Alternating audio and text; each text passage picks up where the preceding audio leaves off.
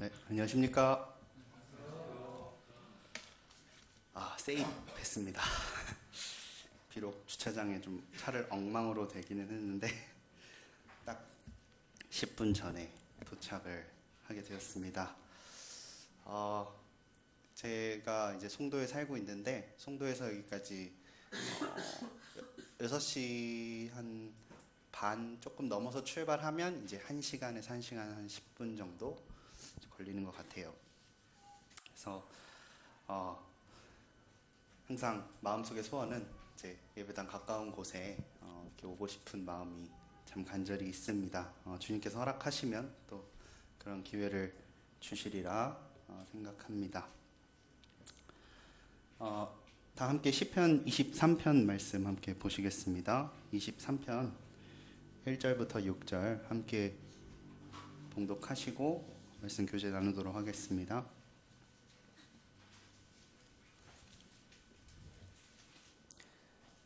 안 찾으실 줄 알았더니 다 찾으시네요. 이 정도는 외우시지 않나요? 네, 여호와는 나의 목자시니 함께 읽도록 하겠습니다. 자신 있는 분들은 앞에 보고 읽으세요. 저를 보시고 읽으시고 저는 말씀을 보고 읽도록 하겠습니다. 틀리면 안 되니까요. 여호와는 시작. 여호와는 나의 목자시니 내게 부족함이 없으리로다. 그가 나를 푸른 풀밭에 누이시며 쉴 만한 물가로 인도하시는도다. 내 영혼을 소생시키시고 자기 이름을 위하여 의의 길로 인도하시는도다. 내가 사망의 음침한 골짜기로 다닐지라도 해를 두려워하지 않을 것은 주께서 나와 함께 하심이라. 주의 지팡이와 막대기가 나를 안위하시나이다. 주께서 내 원수의 목전에서 내게 상을 차려주시고 기름을 내 머리에 부으셨으니 내 잔이 넘치나이다. 내 평생의 선하심과 인자하심이 반드시 나를 따르리니 내가 여호와의 집에 영원히 살리로다. 그래도 이렇게 많이 외우신 것 같아요. 이 개역 개정 본문을 아마 성경책을 대부분 가지고 계실 텐데 이렇게 외우실 땐 보통 옛날에 저희가 외웠던 개역 한글 버전으로 이렇게 외우잖아요. 그런 소리가 되게 많이 들리네요. 그래서 역시 성도님들 참 대단하십니다. 시편 23편은 다윗의 시 중에서도 가장 유명하고 또 가장 많이 이야기되어지고 가장 이렇게 설교도 많이 되어지는 그런 본문으로 알고 있습니다. 누군가는 시편을 요약한다면 시편 1편이다라고 이야기를 하실 수도 있고 119편에 요약이 되어 있다라고 이야기를 하시는 분들도 있고, 그렇지만 역시나 시편 23편으로 요약을 할 수 있다라고 이야기하시는 분들도 많이 있습니다. 저희 한국은 대부분 농경사회였고, 그리고 이제 고도의 산업화를 거쳐서 이제 제조업과 수출 중심의 나라이기 때문에 사실은 목자, 목동 이런 것에 익숙하지가 않아요. 왜냐하면 저희는 대관령에 가야 양을 볼 수 있는 그런 나라에 살고 있어서 이 본문이 어떻게 보면 목자의 입장에서 양을 키워본 입장에서 들어보기에는 사실 쉽지 않은 것도 사실입니다. 그렇지만 당연히 저희는 그럴 수밖에 없으니까요. 최대한 이 본문을 통해서 하나님께서 어떤 말씀을 하셨는지를 분별하고 또 이야기를 나누기를 원합니다. 첫 절에 여호와는 나의 목자시니 내게 부족함이 없으리로다. 제가 가지고 있는 성경 본문으로는 주는 나의 목자시니 내게 부족함이 없으리로다. 시편 23편이 시편을 전체를 요약하는 말씀이라면 23편의 1절의 첫 앞쪽 문장은 그 23편을 또 요약하는 문장이라고들 합니다. 주는 나의 목자시니. 이 시편을 쓴 다윗의 인생을 저희 그 학생의 교사에서 인물 탐구를 공부하고 있는데, 지난주에 요나단을 공부했고 이번 주 다윗 차례였는데 이제 쉬게 되어서 다음 주에 다윗을 이제 공부하게 됩니다. 다윗을 공부해 보면 다윗은 인생의 굉장히 많은 젊은 시간을 쫓기는 데 보냈습니다. 젊었을 때, 사실 어렸을 때부터 사울 왕의 눈에 띄어서 왕궁에서 섬기다가 이제 또 다른 의미로 눈에 띄어서 이제 사울을 피해 도망 다니게 되고, 그렇게 쫓기다가 결국에는 왕으로 오를 때까지 이제 쫓기게 됩니다. 심지어는 왕이 되고 나서도 다윗은 쫓기는 경험을 하게 되죠. 아들 압살롬의 반란과 여러 가지 일들이 있어서 다윗은 참 중년의 시기에도 노년의 시기에도 이런 쫓기는 경험을 굉장히 많이 했었습니다. 사실 내일을 맞이할 수가 없죠. 쫓긴다라는 건 어쨌든 목숨이 위협받는 상황이라서 도망을 다니는 거니까 내일을 맞이할 희망이 없는 그런 목숨이 걱정되는 그런 경험을 다윗은 많이 했습니다. 다윗은 아시다시피 이새의 아들로 이제 목동의 아들, 그러니까 목동으로 양을 치던 자였죠. 양을 지키던 자라고 성경이 나와 있고, 이제 골리앗과의 싸움을 이제 앞두고 다윗에 대한 설명을 이야기하는 본문에서는 이제 내 양들이 어떤 곰의 그런 발톱과 또 입속으로 들어간 것을 구해냈다라는 기록들이 있습니다.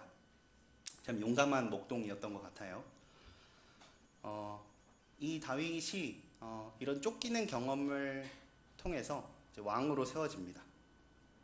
그리고 왕으로 세워진 이후에도 여전히 쫓기게 되고요. 고통을 참 많이 당했죠. 성경을 살펴보시면 이렇게까지 도망을 많이 다녔던 인물이 또 누가 있나 생각을 해봤을 때 잘 생각이 안 나더라고요. 요나도 하나님 말씀 피해서 도망가다가 바로 잡혀왔잖아요. 그리고 가라는 대로 갔고, 성경에 도망을 많이 다녔던 인물들이 있을까 이렇게 생각을 해봤는데 다윗만큼 오랜 시간 동안 그것도 목숨을 여러 차례 걸면서 도망을 다녔던 인물이 또 있을까 생각을 해보게 되었습니다.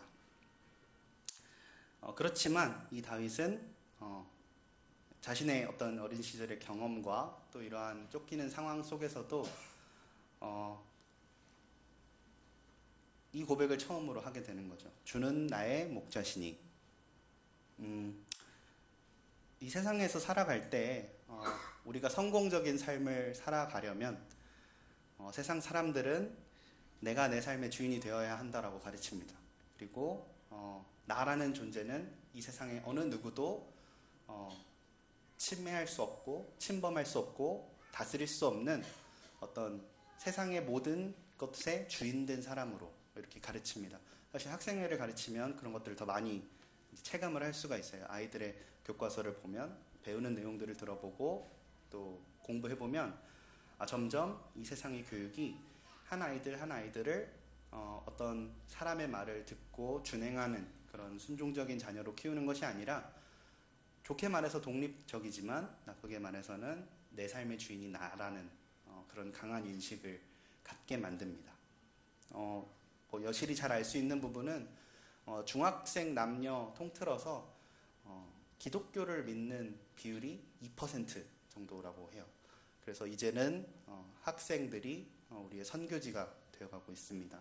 그러한 교육의 배경이 어쩌면 내가 주인된 그런 인생을 살아가게끔 만들게 하는 그런 교육이 이러한 또 안 좋은 것을 이렇게 좀 가르치는 것이 아닌가라고 생각이 됩니다.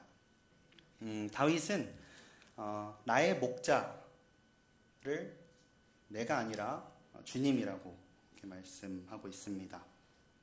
말씀드렸다시피 다윗은 있어야 할 곳, 그러니까 왕이 되기 전에도 아버지 곁이나 아니면 사울이 왕궁으로 불렀으니까 왕궁에 있었어야 했고, 왕이 된 이후에도 어쩌면 왕궁에서 계속 왕으로서 다스려야 했을 텐데 있어야 할 곳에 있지 못했어요. 마땅히 있어야 할 자리였는데 하나님께서 있으라고 하셨던 그 자리였지만 다윗은 그곳에 있지 못했습니다. 왕궁이 아니라 거칠고 거친 광야를 누비게 되었고 옮겨 다녔습니다. 광야는 말 그대로 황야잖아요. 아무것도 없는, 어떻게 보면 사막보다는 조금 더 돌산에 가까운 그런 모습이 상상이 되는데, 물도 없고 몸을 피할, 햇볕을 피할 그런 나무 그늘도 찾기 쉽지 않은 어쩌면 정말로 하루하루가 내 적, 그리고 나의 생명을 이을 수 있는 그런 식물이 없는 그런 위험한 상황에 있었을 겁니다. 그러나 다윗은 1절에서 내게 부족함이 없으리로다 라고 고백합니다. 목자는 양을 키우고 공급하는 존재죠. 그래서 양들이 배고플 때마다 주기적으로 나가서 풀을 뜯게 만들어야 하고 물을 줘야 되고, 또 풀이 다 떨어지면 다른 풀이 있는 곳으로 이동을 해서 양들을 먹여 살려야 합니다. 저는 처음에 이 부분을 상상하면서 왠지 저희는 양을 본 게 그런 드넓은 평야에 양떼들이 이제 양몰이 개가 이제 양을 몰면서 가는 그런 그림을 상상했는데, 어떤 분이 이야기하시기를 그건 이제 뉴질랜드나 호주고 이스라엘의 그런 목자들의 양은 그리 많지 않았다라고 이야기를 하더라고요. 생각을 해보면 그게 또 맞을 것도 같습니다. 대부분의 이스라엘 목자들은 사실 양이 그렇게 많지 않았을 것 같아요. 우리 복음서에도 본문에 그 양 100마리가 있는데 한 마리를 잃어버렸다라는 그런 비유가 나오잖아요. 아마 그 정도가 아니었을까? 라고 이제 이야기를 하시는, 그런 분별을 하시는 형제님도 있으시더라고요. 그런 많은 양도 아니죠. 그런 제법 적은 무리의 양을 먹이는데도 먹일 풀이 부족한 곳을 이제 다녀야 하는 것이 목자입니다.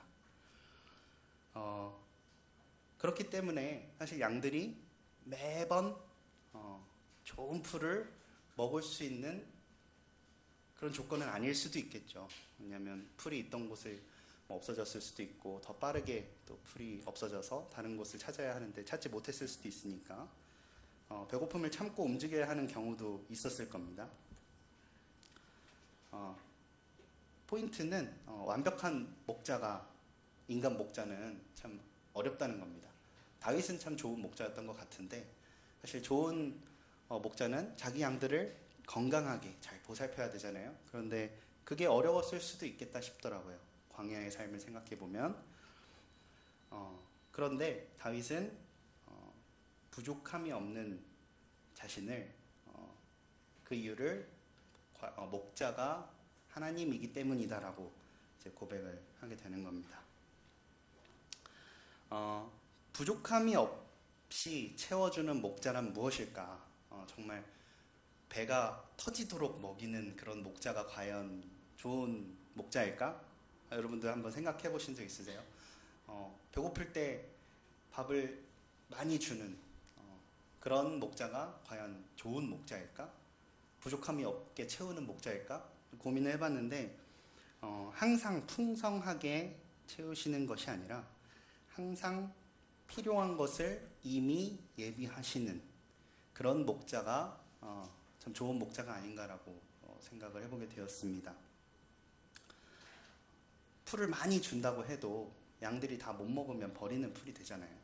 그거와 마찬가지로 좋은 목자는 그 양들에게 가장 필요하고 가장 중요하고 있어야 할 모든 것을 다 주시는, 남는 것도 없고 모자라는 것도 없이 딱 맞게 주시는 그런 분이 참 좋은 목자가 아닌가 생각을 해보게 됩니다.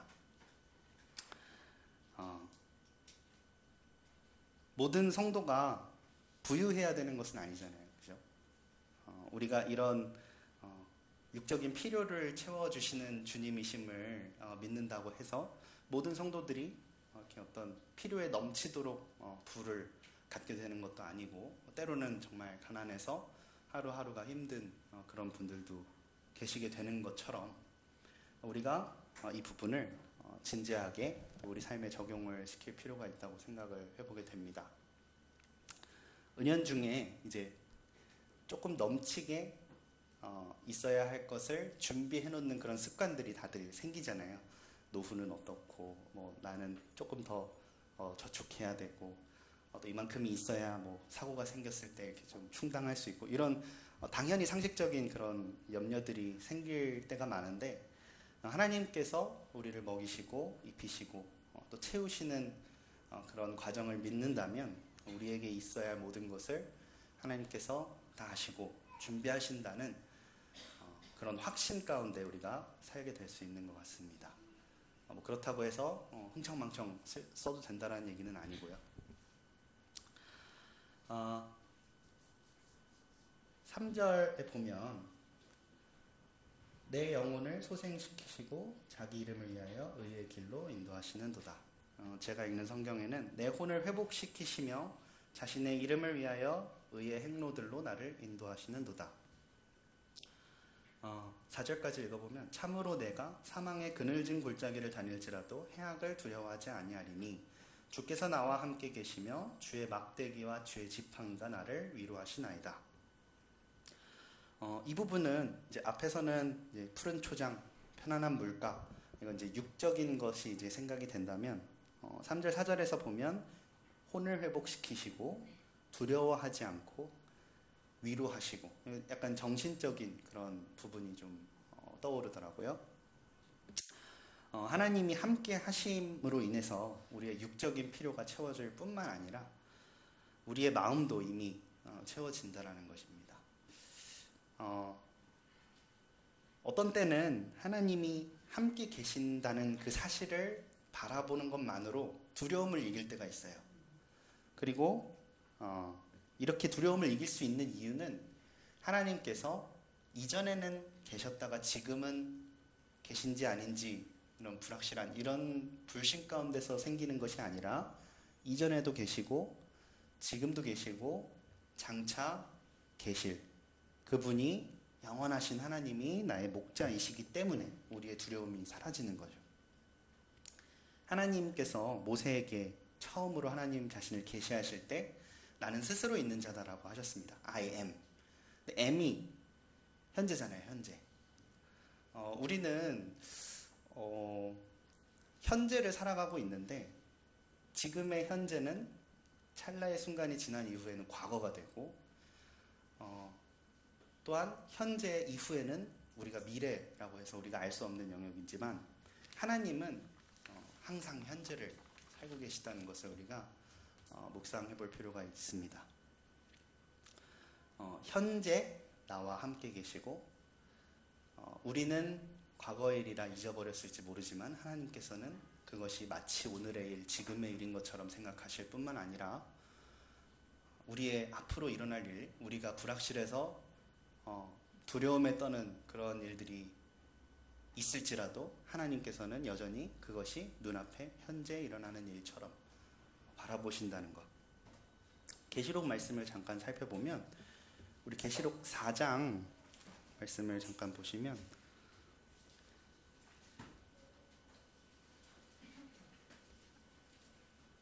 4장 8절입니다.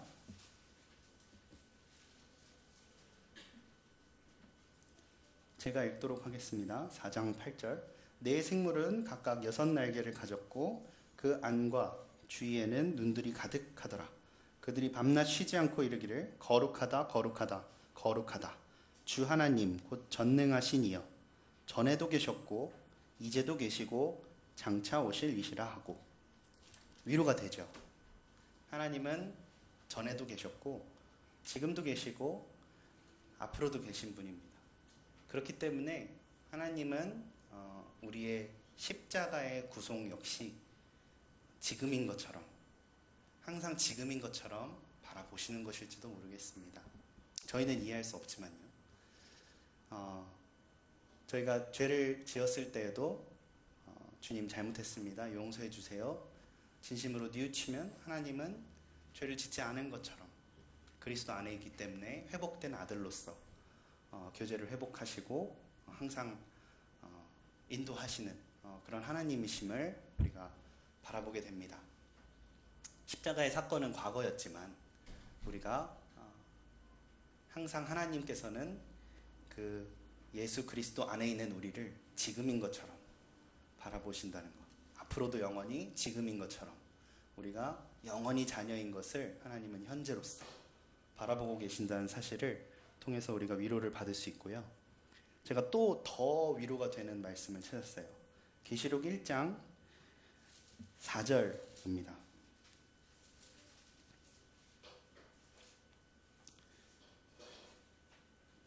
요한은 아시아에 있는 7교회에 편지하노니 이제도 계시고 전에도 계셨고 장차 오실 이와 그의 보좌 앞에 있는 7명과. 우리 8절도 한번 볼까요? 주 하나님이 이르시되 나는 알파와 오메가라. 이제도 있고 전에도 있었고 장차 올 자요 전능한 자라 하시더라. 아까는 전에도 계셨고 이제도 있고 장차 오시리라. 지금은요?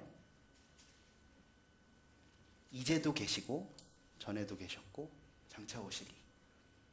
이제도 계시대요. 하나님께서 강조하시는 거죠. 과거, 현재, 미래 순서로 가야 맞잖아요. 말씀 순서가.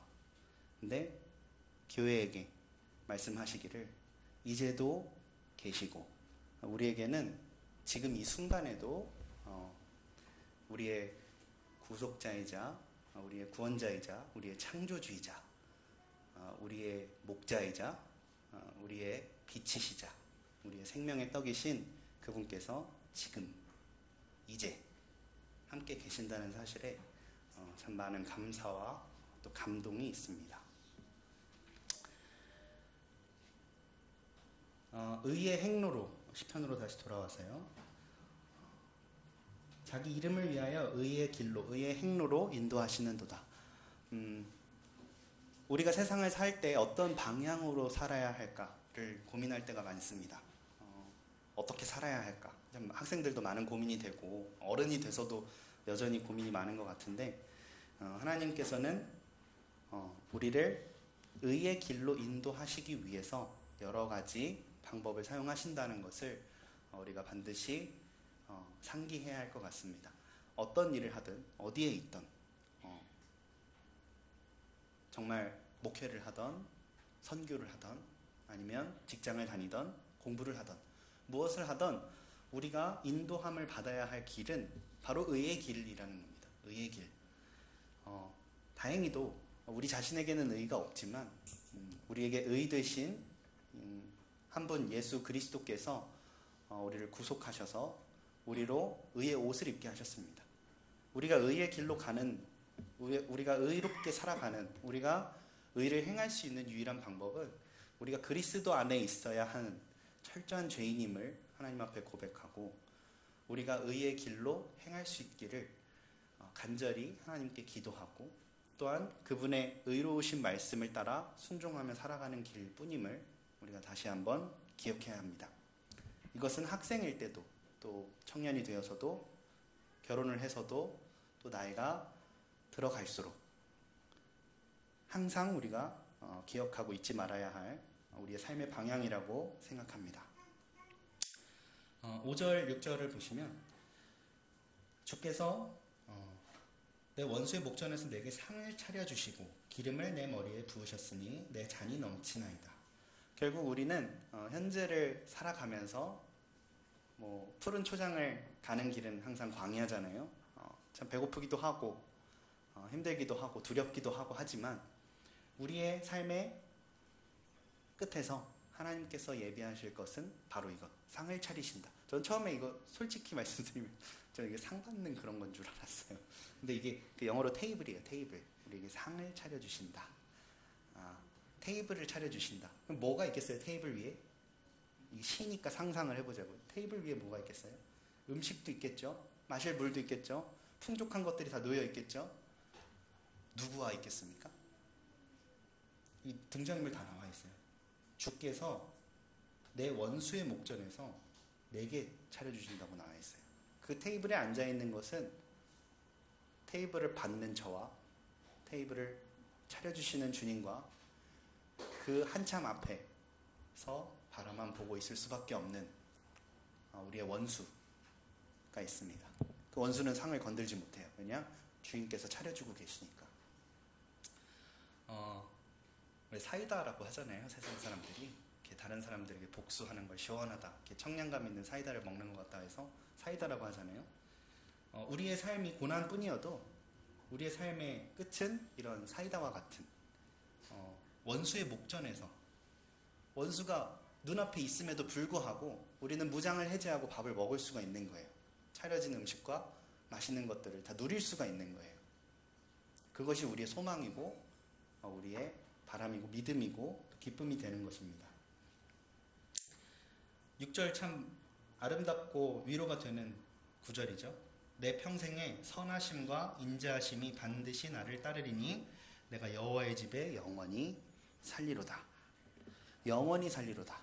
내가 여호와의 집에, 목자의 집에, 주는 나의 목자시니 했을 때 그 목자의 집에 영원히 살리로다.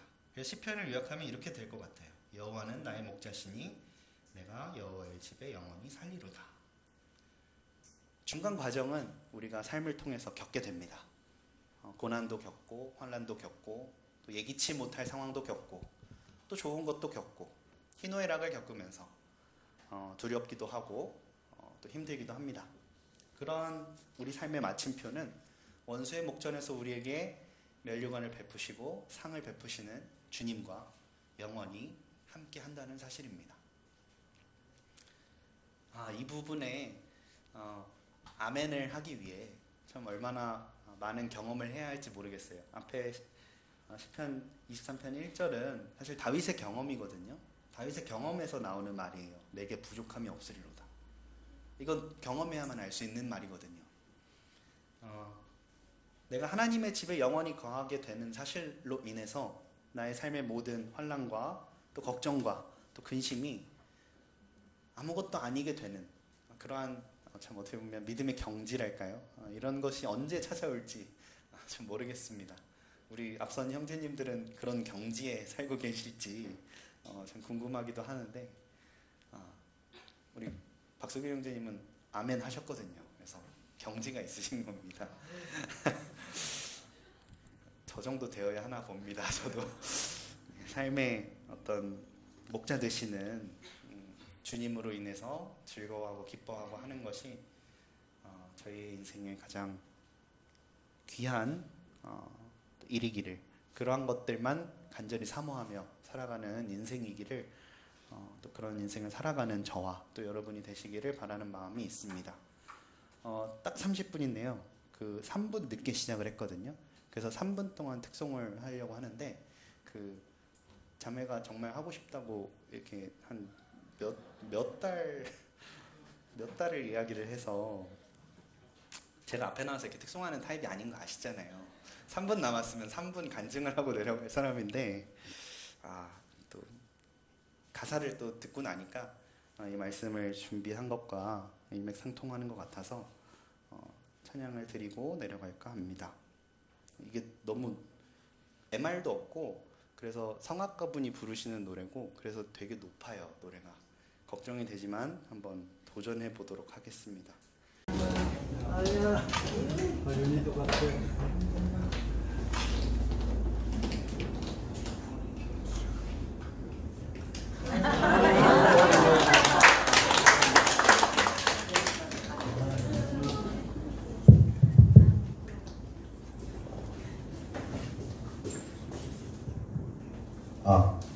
제목은 참 좋으신 주님이고요. 최정원 씨, 소프라노 최정원 씨가 부른 찬양입니다. 하연아, 앞에 보고. 하연.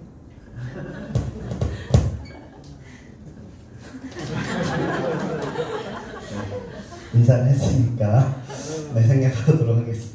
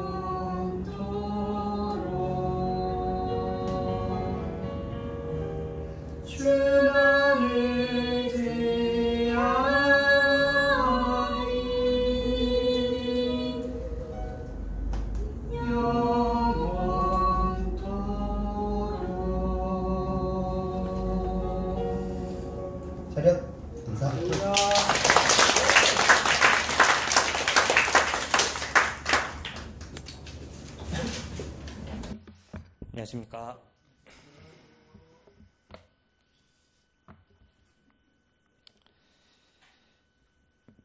지난주에 제가 단을 사용하기로 되어 있었는데 불가피하게 퇴근을 제 시간에 하지 못해서 참석을 하지 못했습니다.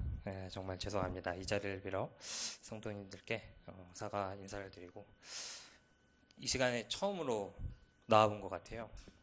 또 이것도 되게 특별하고 되게 새로운 그런 느낌인 것 같습니다. 저의 근황을 잠깐 말씀드리자면 저는 소프트웨어 개발을 하고 있고 직장을 다니면서 영상통신 그런 분야의 소프트웨어를 개발하는 일을 하고 있습니다.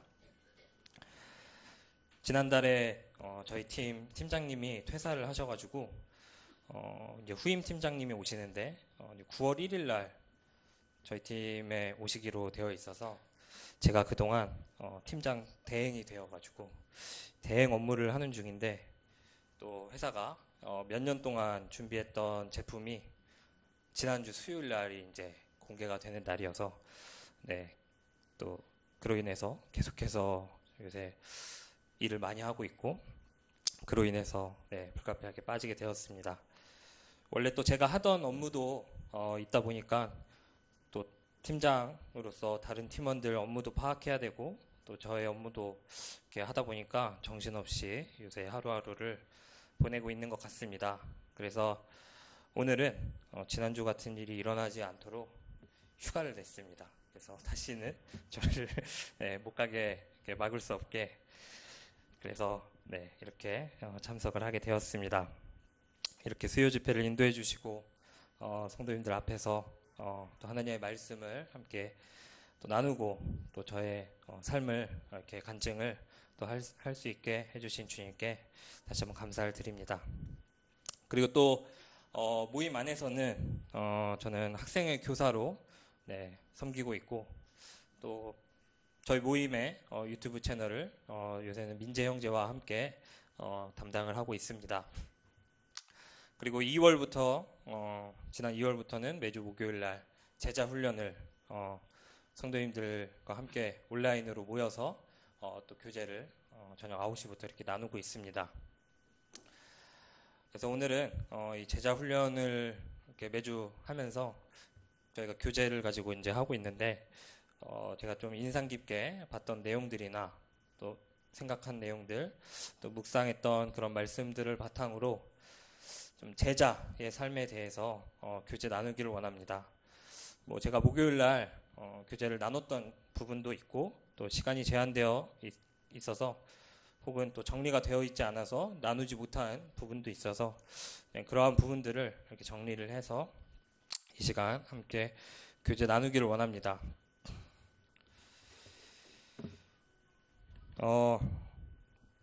최근에 이제 회사에서 이제 회의를 이렇게 자주 하게 되는데 요새 자주 하게 되는 다른 팀 직원분이 계시는데 그분은 이제 저에 대해서 잘 알지 못하는 분이에요. 이제 그분이 엊그저께 동님 티죠? 이렇게 딱 물어보는 거예요. 이게 무슨 말인지 이해하시는 분들도 있으실 텐데 이게 어떤 성격 그런 유형을 가지는 사람인지 분류하는 MBTI라는 심리 검사가 있습니다. T는 거기에서 분류하는 한 유형이고 사실 저는 별로 안 좋아하고 제 MBTI를 검사를 2번이나 했지만 저는 제 MBTI를 잘 몰라요. 근데 다른 사람들은 다 알고 있더라고요. 갑자기 이 말을 왜 하냐면 제자의 삶에 대해서 교제를 하려면 저는 제자에 대해 정의부터 다시 정리를 합니다. 저는 솔직히 굉장히 중요한 부분이라고 생각을 합니다. 그래서 먼저 제자는 무엇일까? 또 말씀에서는 어떻게 또 이렇게 나오고 있을까?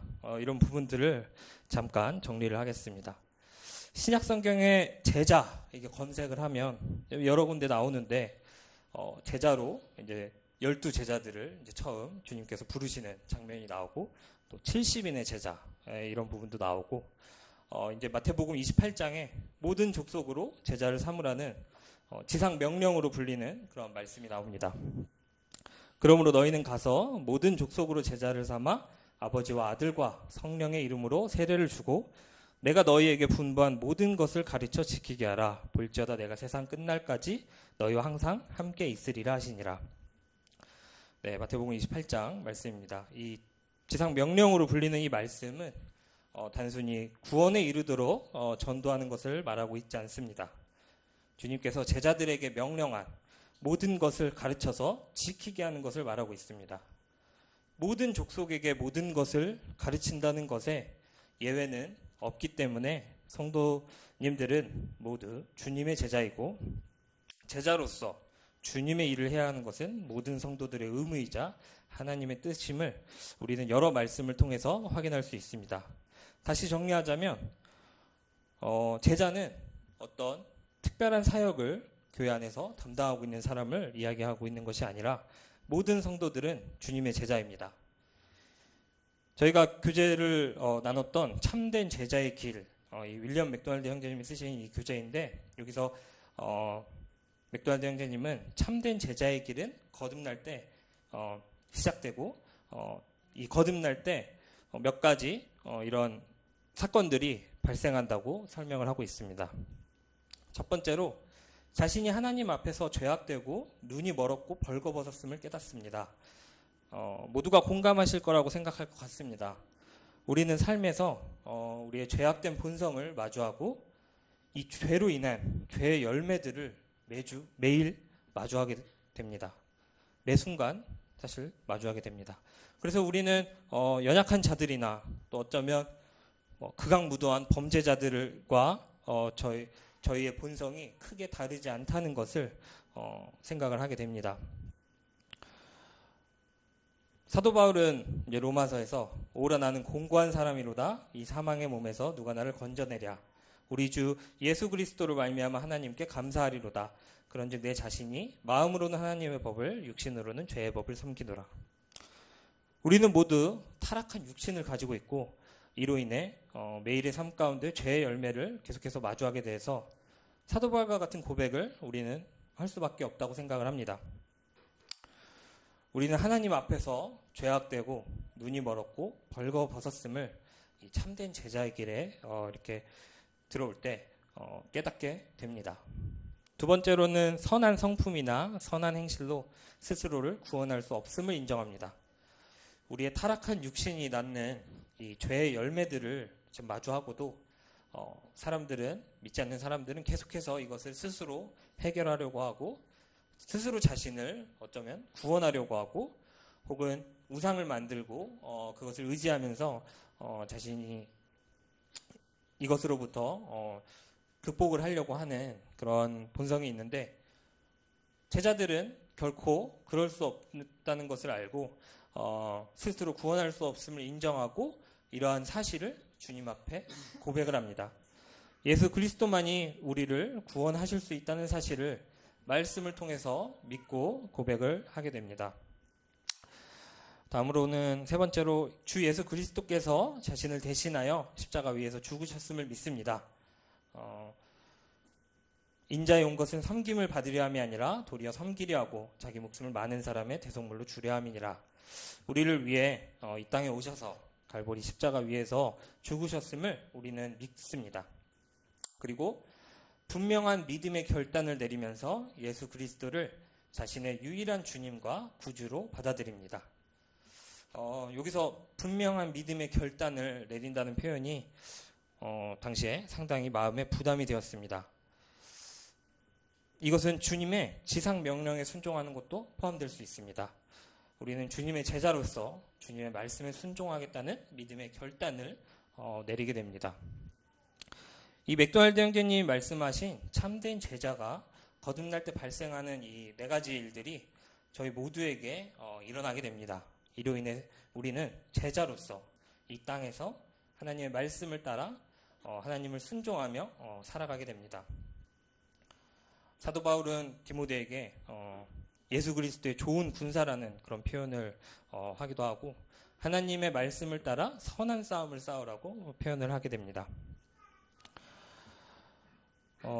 지지난주죠.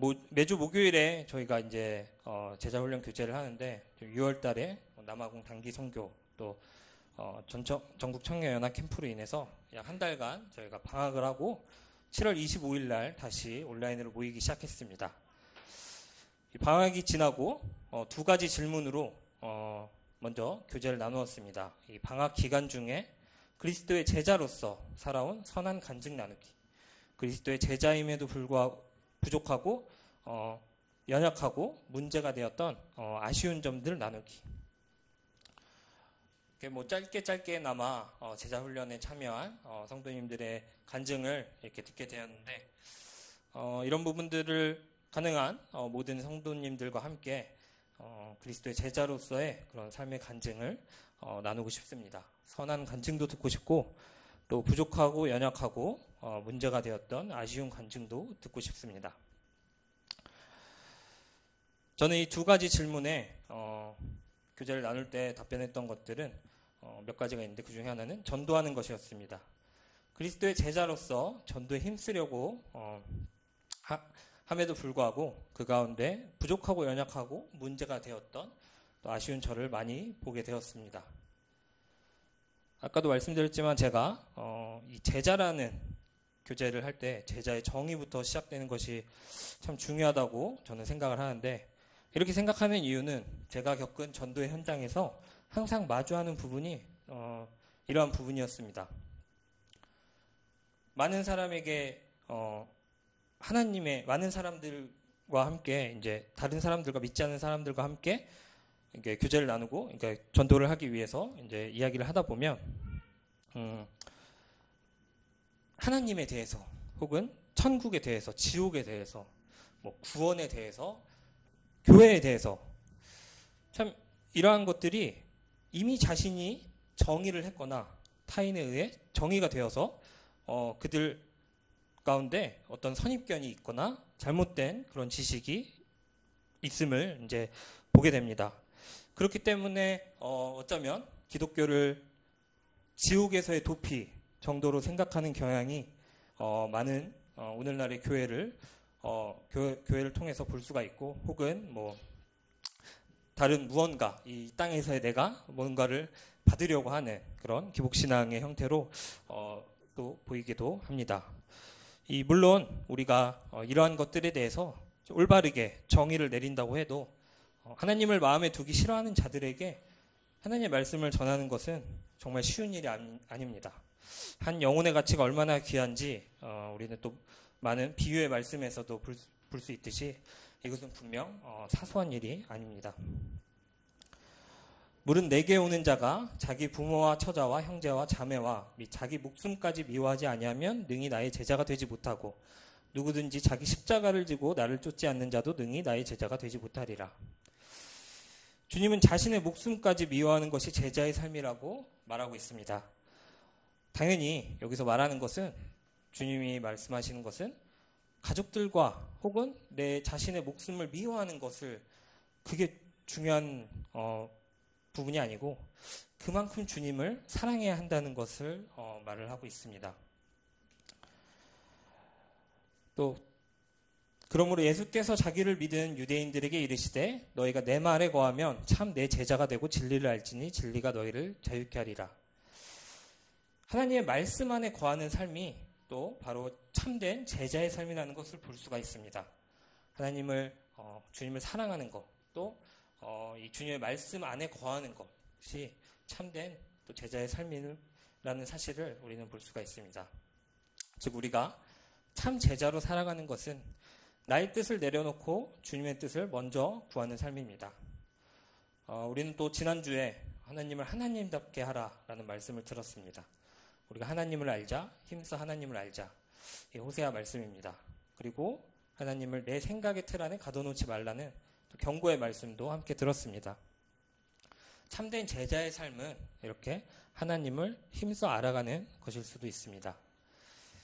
제자 훈련을 벌써 반년 정도를 하게 됐는데 이렇게 하면서 이 참된 제자의 길이 무엇인지, 제자란 무엇인지를 이제 교제를 준비하면서 생각을 할 때, 그러니까 지금 당장 나는 제자로서 무엇을 해야 할까? 생각을 했을 때 크게 이 세 가지를 생각을 하게 되었습니다. 첫 번째가 주님의 가정을 이루는 것입니다. 그리고 두 번째가 전도의 사명을 다하는 것이고, 세 번째가 중고등부 학생의 교사의 사명입니다. 지금 저의 일상, 저의 삶 가운데 세 가지가 가장 저의 마음 가운데 크게 이렇게 있어서, 뭐 어떤 것이 무엇이 우선되어야 된다는 것은 아니고 세 가지가 당장 저의 삶의 중심이 되어야 된다는 것이기 때문에 가장 크게 이렇게 마음에 와닿았습니다. 자매에게는 어떠한 남편이 되어야 하는지, 또 아이에게는 어떠한 아빠가 되어야 하는지, 부모님에게는 어떠한 아들이 되어야 하는지 또 생각하게 되었고, 또 이것이 저의 삶에 어떤 중심이 되어야 한다는 것이 또 참된 제자의 길이라는 것을 또 생각을 하게 되었습니다.